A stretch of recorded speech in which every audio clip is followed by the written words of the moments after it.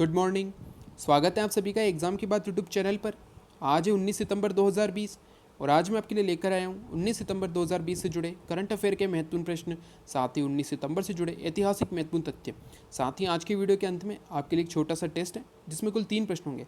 आप सभी को इन तीनों प्रश्नों के उत्तर कमेंट बॉक्स में देने हैं। तीनों क्वेश्चन बहुत ही इंपॉर्टेंट है, तो आप सभी इन तीनों प्रश्नों के उत्तर कमेंट बॉक्स में ज़रूर दीजिएगा। तो चलिए शुरू करते हैं। सबसे पहले कल के वीडियो का सवाल। कल के वीडियो के अंत में आपसे एक सवाल पूछा गया था कि अंतर्राष्ट्रीय रोगी सुरक्षा दिवस कब मनाया जाता है।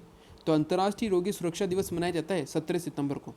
वही अगर बात करें तो पहली बार अंतर्राष्ट्रीय रोगी सुरक्षा दिवस कब मनाया गया था, तो पिछले वर्ष 17 सितंबर को, यानी 17 सितंबर 2019 को पहली बार अंतर्राष्ट्रीय रोगी सुरक्षा दिवस मनाया गया था, जिसके पश्चात 2020 में दूसरी बार मनाया गया है अंतर्राष्ट्रीय रोगी सुरक्षा दिवस। साथ ही आप याद रखिएगा कि इसकी थीम है health worker safety a priority for patient safety. यह अंतर्राष्ट्रीय रोगी सुरक्षा दिवस 2020 की थीम है। तो आपको सबसे इंपॉर्टेंट याद रखना है कि 17 सितंबर को मनाया जाता है अंतर्राष्ट्रीय रोगी सुरक्षा दिवस। वही बात करें कल के टेस्ट की, तो कल के टेस्ट का पहला प्रश्न था फतेहपुर सीकरी नगर की स्थापना किसके द्वारा की गई थी। तो फतेहपुर सीकरी नगर की स्थापना की थी मुगल वंश के तीसरे शासक अकबर ने। ठीक है दोस्तों, तो अकबर के द्वारा 1569 में, यानी कि 1569 में फतेहपुर सीकरी नगर की स्थापना की गई थी आगरा शहर के निकट। ठीक है दोस्तों, तो आपको ये याद रखना है कि अकबर के द्वारा, जो कि मुगल वंश का तीसरा शासक था, उसने फतेहपुर सीकरी नगर की स्थापना की थी 1569 में। तो इंपॉर्टेंट क्वेश्चन है और आप याद रखिएगा। क्वेश्चन नंबर 2 था निम्न में से किन्होंने तीनों गोलमेज सम्मेलन में भाग लिया था। तो निम्न में से बी.आर. अम्बेडकर जी ने तीनों गोलमेज सम्मेलन में भाग लिया था। इनके साथ ही तेज बहादुर सप्रू एकमात्र व्यक्ति थे जिन्होंने बी.आर. अम्बेडकर के साथ तीनों गोलमेज सम्मेलन में भाग लिया था। यानी कि इन दोनों ने, बी.आर. अम्बेडकर और तेज बहादुर सप्रू ने, तीनों गोलमेज सम्मेलन में भाग लिया था। वही मैंने आपको बताया था कि 3 गोलमेज सम्मेलन हुए थे और तीनों कहाँ हुए थे, तो इंग्लैंड की राजधानी लंदन में हुए थे तीनों गोलमेज सम्मेलन। अगर बात करें तो पहला हुआ था 1930 में, जिसमें रियासतों के 3 व्यक्तियों ने भाग लिया था। दूसरा हुआ था 1931 में। ये एकमात्र गोलमेज सम्मेलन था जिसमें महात्मा गांधी जी ने भाग लिया था। वे कांग्रेस के प्रतिनिधि के तौर पर इस सम्मेलन में शामिल हुए थे। तो आपको याद रखना है कि कौन से गोलमेज सम्मेलन में महात्मा गांधी जी ने भाग लिया था, तो दूसरे गोलमेज सम्मेलन में। तीसरा गोलमेज सम्मेलन हुआ था 1932 में। और इससे जुड़ा इंपॉर्टेंट फैक्ट आपको याद रखना है कि इस गोलमेज सम्मेलन का कांग्रेस ने बहिष्कार किया था, यानी कि कांग्रेस पार्टी ने बहिष्कार किया था तीसरे गोलमेज सम्मेलन का। तो आपको ये तीनों गोलमेज सम्मेलन और इनसे जुड़े इंपॉर्टेंट फैक्ट याद रखने हैं। क्वेश्चन नंबर 3 था अंतर्राष्ट्रीय महिला दिवस कब मनाया जाता है। तो प्रत्येक वर्ष अंतर्राष्ट्रीय स्तर पर 8 मार्च को अंतर्राष्ट्रीय महिला दिवस मनाया जाता है। तो आपको याद रखना है 8 मार्च को मनाया जाता है अंतर्राष्ट्रीय महिला दिवस। ठीक है दोस्तों, तो ये थे कल के टेस्ट से जुड़े तीनों इंपॉर्टेंट क्वेश्चन। तीनों क्वेश्चन बहुत ही इंपॉर्टेंट है, तो आप इन्हें याद रखिएगा। बात करें 19 सितंबर से जुड़े महत्वपूर्ण तथ्य की, तो 19 सितंबर से जुड़ा एकमात्र महत्वपूर्ण तथ्य है 19 सितंबर 1965 को सुनीता विलियम्स का जन्म हुआ था।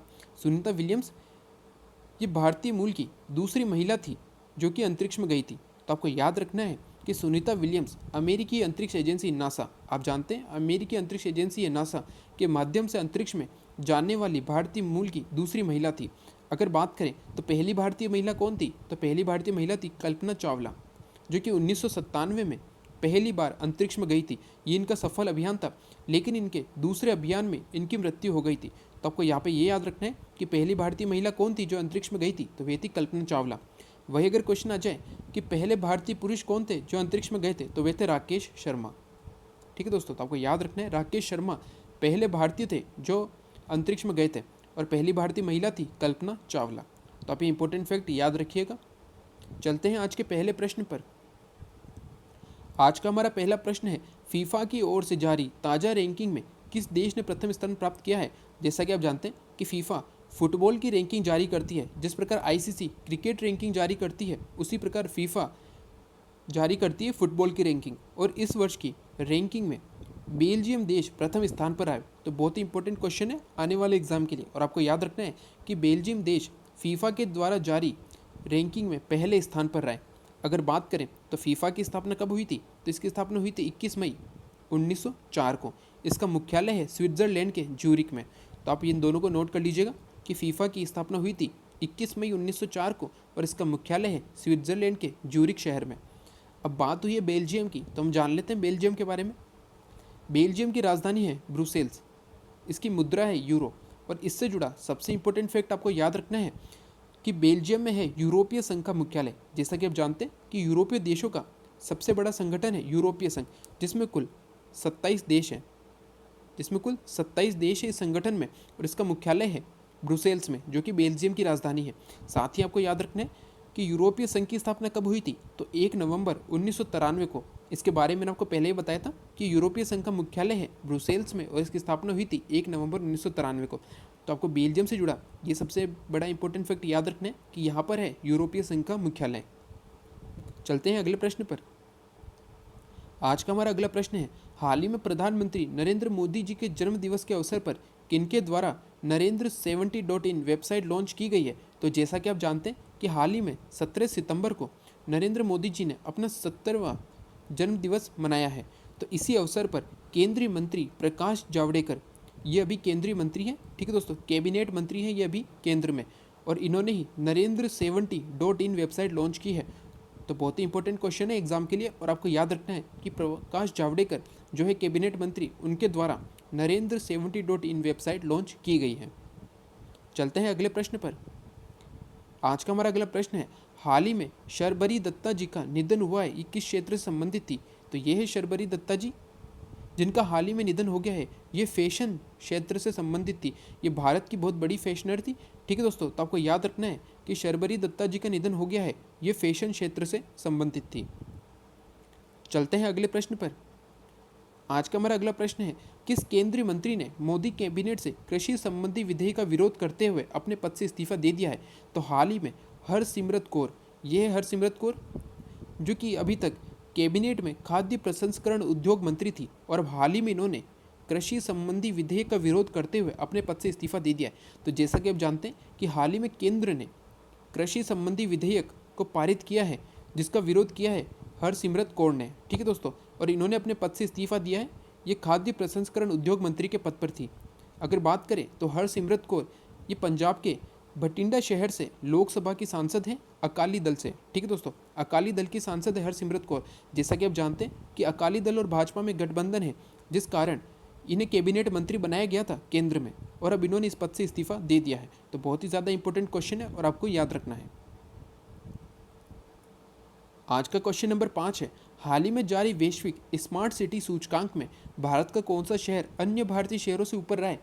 तो हाल ही में वैश्विक स्मार्ट सिटी सूचकांक की लिस्ट जारी की गई है, जिसमें भारत का हैदराबाद शहर सबसे ऊपर रहा है, यानी कि भारतीय शहरों में हैदराबाद सबसे ऊपर रहा है, और इसकी रैंकिंग है 85, ठीक है दोस्तों, यानी कि विश्व के सभी स्मार्ट सिटियों में से हैदराबाद 85वें स्थान पर आए, और ये भारत में अन्य शहरों से ऊपर है, ठीक है दोस्तों। वही अगर बात करें तो दिल्ली रहा है 86वें स्थान पर, मुंबई रहा है 93 यानी कि 93 स्थान पर, और बेंगलुरु रहा है 95 स्थान पर। तो आपको इन चारों की ये रैंकिंग याद रखनी है, इनसे जुड़ा क्वेश्चन एग्जाम में आ सकता है, ठीक है दोस्तों।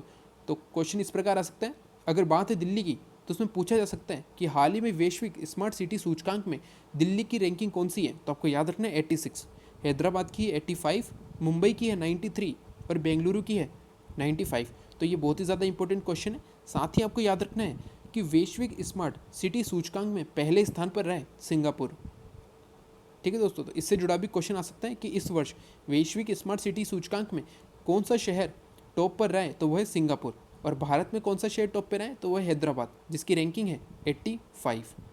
तो आपको ये सभी इंपॉर्टेंट फैक्ट याद रखने हैं। वही अगर बात करें तो अन्य इंपॉर्टेंट फैक्ट की, तो हाल ही में US open champion Naomi Osaka ने फ्रेंच ओपन से अपना नाम वापस ले लिया है। तो ये भी एक इंपॉर्टेंट फैक्ट है और आपको याद रखना है। जैसा कि आप जानते हैं कि हाल ही में यूएस ओपन चैंपियनशिप में नाओमी ओसाका ने महिला वर्ग का खिताब जीता है, और पुरुष वर्ग का खिताब किन्होंने जीता था, तो वह थे डोमिनिक थीम। तो आप ये दोनों नाम याद रखिएगा। और अब हाल ही में US open champion Naomi Osaka ने फ्रेंच ओपन से अपना नाम वापस ले लिया है। वही अगर बात करें दूसरे इंपॉर्टेंट फैक्ट की, तो होम्योपैथी केंद्रीय परिषद संशोधन विधेयक 2020 और भारतीय चिकित्सा केंद्रीय परिषद संशोधन विधेयक 2020 को मंजूरी मिली है। तो आप ये दोनों नाम याद रखिएगा, एग्जाम में आ सकता है इनसे जुड़े क्वेश्चन, ठीक है दोस्तों, कि इन दोनों विधेयकों को हाल ही में मंजूरी मिली है केंद्र सरकार की तरफ से। तो आपको ये दोनों इंपॉर्टेंट फैक्ट भी याद रखने हैं 19 सितंबर 2020 से जुड़े हुए। ठीक है दोस्तों, तो ये थे आज के वीडियो से जुड़े करंट अफेयर के कुछ महत्वपूर्ण प्रश्न। चलते हैं आज के टेस्ट पर। आज के हमारे टेस्ट का पहला प्रश्न है, शेरशाह सूरी का मकबरा कहाँ स्थित है। जैसा कि आप जानते हैं कि शेरशाह सूरी ने सूर वंश की स्थापना की थी हुमायूं को हराने के पश्चात, और इसी ने जीटी रोड का निर्माण भी कराया था। इसके बारे में हमने पहले पढ़ा था कि जीटी रोड का निर्माण किसने कराया था, तो शेरशाह सूरी ने। तो अब आपको बताना है कि शेरशाह सूरी का मकबरा कहाँ स्थित है। क्वेश्चन नंबर 2 है, बंगाल में द्वैत शासन की शुरुआत किसके द्वारा की गई थी। ये बहुत ही ज़्यादा इंपॉर्टेंट क्वेश्चन है और बहुत बार एग्जाम में आया है कि बंगाल में देश शासन की स्थापना किसने की थी या शुरुआत किसने की थी। तो इसका आंसर आपको कमेंट बॉक्स में देना है। ठीक है दोस्तों, वही अगर बात करें तो बंगाल में देश शासन की शुरुआत हुई थी 1765 में। ठीक है दोस्तों, और अब आपको बताना है, तो अब आपके लिए आसान है, आप बताइएगा कि बंगाल में देश शासन की व्यवस्था किसने शुरू की थी। चलते हैं अगले प्रश्न पर। क्वेश्चन नंबर 3 है, नरोरा परमाणु संयंत्र किस राज्य में स्थित है। तो ये भी बहुत ही ज़्यादा इंपॉर्टेंट क्वेश्चन है और बहुत बार एग्जाम में आया है। तो साथ ही आपको परमाणु संयंत्र से जुड़े सभी इंपॉर्टेंट क्वेश्चन याद रखने हैं। ठीक है दोस्तों, कि भारत में कितने परमाणु संयंत्र हैं और वो किस किस राज्य में स्थित हैं। ठीक है, तो आप बताइएगा नरोरा परमाणु संयंत्र किस राज्य में स्थित है। तो ये है 19 सितंबर के टेस्ट से जुड़े तीनों इंपॉर्टेंट क्वेश्चन। इन तीनों के आंसर आपको कमेंट बॉक्स में देने हैं। चलते हैं आज के सवाल पर। आज के वीडियो का सवाल है, विश्व बैंक के मानव पूंजी सूचकांक में भारत को कौन सा स्थान प्राप्त हुआ है। तो ये क्वेश्चन कल के वीडियो से रिलेटेड है। इसके बारे में मैंने आपको कल की वीडियो में बताया था। तो इसका आंसर आपको कमेंट बॉक्स में देना है कि विश्व बैंक के मानव पूंजी सूचकांक में भारत को कौन सा स्थान प्राप्त हुआ है। तो आज के सवाल और आज के टेस्ट के क्वेश्चन के आंसर आप कमेंट बॉक्स में ज़रूर दीजिएगा। साथ ही अगर आज का वीडियो अच्छा लगा हो तो लाइक एंड शेयर ज़रूर करें। साथ ही वे सभी जो चैनल पे नए हैं, उन्हें वीडियो अच्छा लगे, उपयोगी लगे तो सब्सक्राइब करना न भूलें। साथ ही बेल आइकन ज़रूर दबाएं जिससे कि आने वाले वीडियो की तुरंत जानकारी आपको मिल सके। Thank you.